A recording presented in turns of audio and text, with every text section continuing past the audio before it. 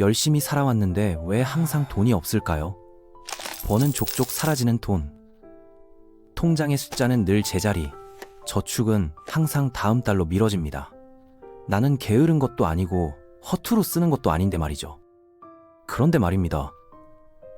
혹시 당신이 가난한 이유가 당신의 선택이 아니라 당신이 어릴 때부터 학습된 반응이라면 어떻게 하시겠어요? 오늘은 이 이야기를 한번 해보려고 합니다.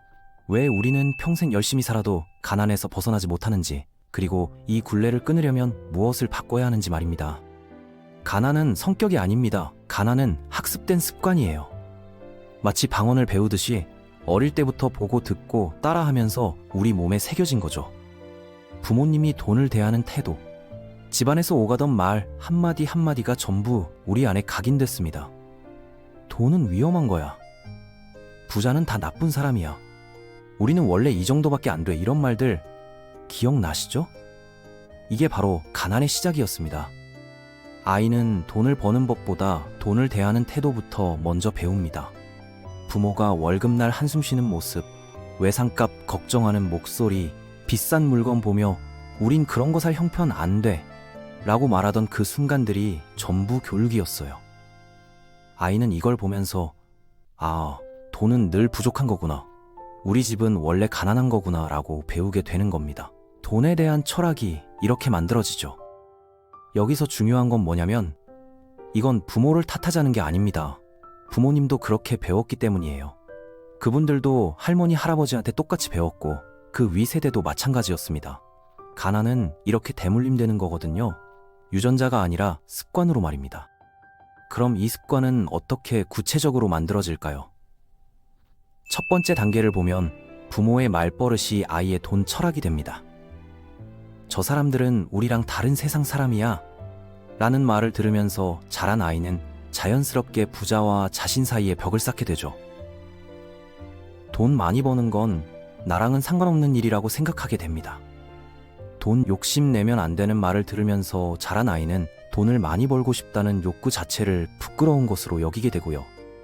이게 바로 가난의 첫 번째 학습입니다. 돈에 대한 부정적인 태도를 무의식에 심는 거죠. 그리고 이 태도는 평생 따라다닙니다. 돈을 벌어도 불안하고 모아도 불안하고 쓸 때도 죄책감이 들죠. 돈이 나쁜 거라고 배웠으니까요. 두 번째 단계는 더 무섭습니다. 불안을 소비로 해소하는 패턴이 만들어지는 거예요.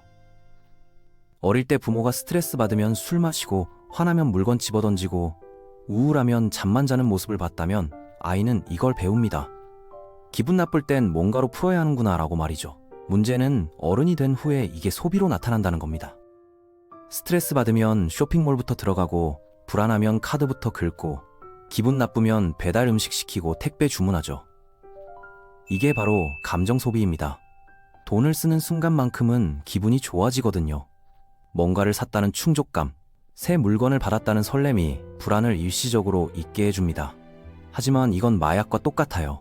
효과는 금방 사라지고 그 다음엔 더 큰 불안이 찾아오죠.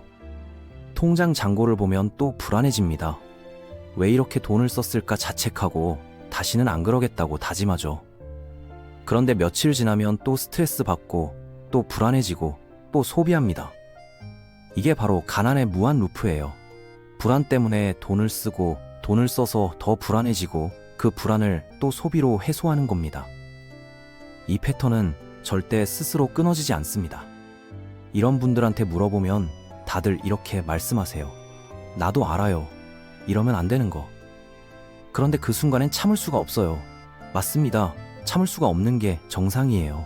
왜냐하면 이건 의지의 문제가 아니라 학습된 반응이거든요. 불안이라는 신호가 오면 자동으로 소비 버튼이 눌리는 거죠. 마치 배고프면 음식을 찾듯이 불안하면 지갑을 여는 겁니다. 세 번째 단계에서는 더 깊은 문제가 생깁니다.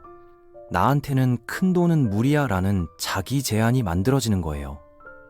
투자는 도박이라고 생각하고 부자는 남의 세상 사람이라고 여기고 나는 월급 받는 사람일 뿐이라고 정체성을 고정시켜버리죠. 이게 가장 무서운 겁니다. 왜냐하면 이 순간부터는 성장 자체가 심리적으로 차단되거든요. 누가 투자 얘기를 꺼내면 나는 그런 거 모르니까 라고 먼저 차단하고 새로운 기회가 와도 내 능력으로는 안 될 것 같아 라고 포기합니다. 사업 아이디어가 떠올라도 나 같은 사람이 무슨 사업을 해 라고 스스로 꺾어버리죠. 이건 실패에 대한 두려움이 아닙니다. 성공에 대한 두려움이에요. 성공하면 내가 아는 나와 달라지니까 그게 무서운 겁니다. 투자 얘기만 나오면 이런 말부터 나옵니다. 아직 내 수준이 아닌 것 같아요. 좀 더 공부하고 나중에 하려고요. 그런데 그 나중에는 대부분 오지 않습니다. 이게 바로 자기 제한입니다. 능력이 부족해서가 아니라 달라질 나가 어색해서 스스로 기회를 미루는 상태죠. 그리고 네 번째 단계에서는 주변 환경이 이 모든 걸 유지시킵니다. 친구들이 다 비슷하게 살면 우리가 다 이 정도지 뭐 생각하게 되고, 가족들이 돈 얘기만 나오면 부정적으로 반응하니까 돈 공부 자체를 포기하게 되죠. SNS에서 남들 잘 사는 모습 보면서 비교하고 우울해하고, 또 그 우울함을 소비로 풀고, 이게 반복됩니다. 환경은 생각보다 강력합니다. 매일 보고 듣는 것들이 우리 생각을 만들거든요. 주변에서 요즘 경기가 안 좋아, 물가가 너무 올라서 못 살겠어, 우리 같은 사람들은 평생 이렇게 사는 거야 라는 말만 들으면 자연스럽게 그게 진실이라고 믿게 됩니다. 그리고 그 믿음대로 살게 되죠. 여기까지가 가난이 학습되는 4단계입니다. 부모의 말버릇이 철학을 만들고, 불안이 소비 패턴을 만들고, 자기 제한이 성장을 막고, 환경이 이 모든 걸 고착시키는 거예요. 그런데 정말 무서운 건 뭐냐면 이 모든 과정이 자동으로 일어난다는 겁니다. 의식하지 못한 채 매일 반복되는 거죠. 이제 핵심을 말씀드리겠습니다. 당신이 가난한 이유는 게을러서가 아닙니다. 지금도 가난한 선택을 자동으로 하고 있기 때문이에요. 보너스가 나오면 저축하지 않고 소비하고, 돈이 생기면 불안해서 투자 대신 예금에 넣고, 기회가 오면 나랑은 안 맞아 라고 피하죠. 이게 바로 가난 버튼이 자동으로 눌리는 상태입니다. 예를 들어볼게요. 갑자기 1,000만 원이 생겼다고 가정해봅시다. 이 돈을 어떻게 쓸지 생각해보세요. 가난에 익숙한 사람은 이렇게 생각합니다. 일단 빚부터 갚고 나머지는 통장에 넣어둬야지. 함부로 쓰면 안 돼. 반면 부에 익숙한 사람은 이렇게 생각하죠. 이 돈으로 더 큰 돈을 만들 방법이 뭘까? 어디에 투자하면 좋을까? 차이가 보이시나요? 가난한 사람은 돈을 지키려고 하고, 부자는 돈을 키우려고 합니다. 이건 도덕의 문제가 아니에요. 학습의 결과죠. 돈을 지켜야 한다고 배운 사람과 돈을 늘려야 한다고 배운 사람의 차이입니다. 더 충격적인 건 이 패턴이 일상의 모든 순간에 작동한다는 겁니다. 월급날 저축 앱을 열까, 쇼핑 앱을 열까 고민할 때, 회사에서 승진 기회가 왔을 때 나는 아직 부족해라고 사양할 때, 새로운 부업 제안이 왔을 때 나는 그런 거 못해 라고 거절할 때, 전부 가난 버튼이 눌리는 순간입니다. 이 버튼은 당신도 모르게 눌리고, 눌릴 때마다 가난을 선택하게 만들죠. 그럼 어떻게 해야 할까요? 이 자동 버튼을 어떻게 끌 수 있을까요? 3가지 전환 스위치가 있습니다. 첫 번째는 돈에 대한 생각 말부터 바꾸는 겁니다. 난 원래 돈이랑 안 맞아가 아니라 나는 돈 다루는 법을 배우는 중이다 라고 말하세요. 말을 바꾸면 생각이 바뀝니다. 생각이 바뀌면 행동이 바뀌고요. 처음엔 어색해도 괜찮아요. 매일 거울 보면서 나는 돈을 잘 다룰 수 있는 사람이다 라고 말해보세요. 바보 같아 보여도 효과가 있습니다. 뇌는 반복되는 말을 진실로 받아들이거든요. 그리고 돈 얘기를 입 밖으로 꺼내세요. 요즘 재테크 공부하는데 어떤 게 좋을까요?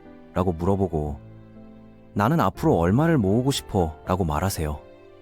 돈 얘기가 부끄러운 게 아니라 당연한 거라고 뇌를 훈련시키는 겁니다. 이렇게 하다 보면 조금씩 달라집니다. 돈을 대하는 태도가 바뀌고 기회를 보는 눈이 달라지죠. 두 번째는 소비에서 투자로 이동하는 첫 경험을 만드는 겁니다. 큰 돈 말고 작게라도 미래로 보내는 돈을 처음 만들어야 해요. 한 달에 10,000원이라도 좋습니다. 그 돈을 적금이 아니라 투자에 넣어보세요. ETF도 좋고 배당주도 좋습니다. 중요한 건 금액이 아니라 경험이에요. 투자를 해보면 돈이 늘어나는 경험을 하게 됩니다. 물론 손해볼 수도 있죠. 그런데 그게 중요한 게 아니에요. 내 돈이 일하는 걸 보는 거, 그게 중요합니다. 통장에 가만히 있는 돈은 죽어있는 돈이거든요. 하지만 투자된 돈은 살아 움직이죠. 그 움직임을 보면서 아, 돈이 돈을 벌 수 있구나라는 걸 체감하는 겁니다. 이 경험이 생기면 돈을 보는 눈이 완전히 달라집니다. 소비할 때도 이 돈으로 투자하면 얼마가 될까? 라고 생각하게 되고 월급을 받아도 얼마를 투자로 돌릴까? 부터 고민하게 되죠. 이게 바로 부자의 사고방식입니다. 돈을 쓸 대상이 아니라 키울 대상으로 보는 거예요. 세 번째는 환경부터 바꾸는 겁니다. 소비를 부추기는 유튜브 채널은 구독 취소하고 명품 자랑하는 SNS는 팔로우 끊으세요. 대신 재테크 채널 보고 투자 성공한 사람들 얘기 듣고 돈 공부하는 커뮤니티에 들어가세요. 주변에 돈 얘기만 나오면 부정적으로 반응하는 사람이 있다면 거리를 두세요. 잔인하게 들릴 수 있지만 당신의 미래가 더 중요합니다. 환경을 바꾸는 건 배신이 아닙니다. 생존이에요. 매일 안 돼, 어려워, 우리는 원래 그래란 말만 듣는 환경에 있으면 절대 바뀔 수 없거든요. 반대로 할 수 있어, 방법이 있어, 나도 해봤는데 괜찮더라 라는 말을 듣는 환경에 있으면 자연스럽게 달라집니다. 뇌는 환경을 반영하거든요. 그리고 한 가지 더 말씀드리고 싶은 게 있습니다. 이 모든 걸 하면서 죄책감을 느끼지 마세요. 부모님이 나를 이렇게 키웠구나라고 원망하지도 마시고요. 부모님은 최선을 다하셨어요. 다만 그분들도 그렇게 배웠을 뿐입니다. 이제는 그 고리를 끊을 때가 된 거죠. 당신이 바뀌면 당신 자녀도 바뀝니다. 당신이 돈에 대해 긍정적으로 말하면 아이도 그렇게 배우고, 당신이 투자하는 모습을 보면 아이도 그걸 당연하게 여기죠. 이렇게 가난의 대물림을 끊을 수 있습니다. 당신 세대에서 말입니다. 마지막으로 이것만 기억하세요. 가난은 당신의 능력이 아니라 당신의 훈련 결과일 수 있습니다. 그리고 훈련은 언제든 다시 시작할 수 있어요. 나이가 많아서, 이미 늦어서, 돈이 없어서 못하는 게 아닙니다. 시작하지 않아서 못하는 거죠. 지금 이 순간부터 바꿀 수 있습니다. 오늘 저녁에 거울 앞에서 나는 돈을 잘 다룰 수 있는 사람이다 라고 한번 말해보세요. 내일 아침에 재테크 영상 하나 찾아보세요. 이번 주에 10,000원이라도 투자 계좌에 넣어보세요. 이게 시작입니다. 거창한 계획이 필요한 게 아니에요. 작은 행동 하나면 충분합니다. 그리고 댓글로 여러분의 이야기를 들려주세요. 어릴 때 돈에 대해 어떤 말을 들으셨나요? 지금 떠오르는 부모님의 한마디가 있다면 나눠주세요. 여러분의 이야기가 누군가에게는 큰 위로가 될 겁니다. 가난은 부끄러운 게 아닙니다. 다만 바꿀 수 있는 거예요. 그리고 바꾸기로 결심하는 순간 이미 절반은 바뀐 겁니다. 오늘 영상이 여러분께 작은 용기가 되었으면 좋겠습니다. 지금처럼만 함께 바꿔나가요. 감사합니다.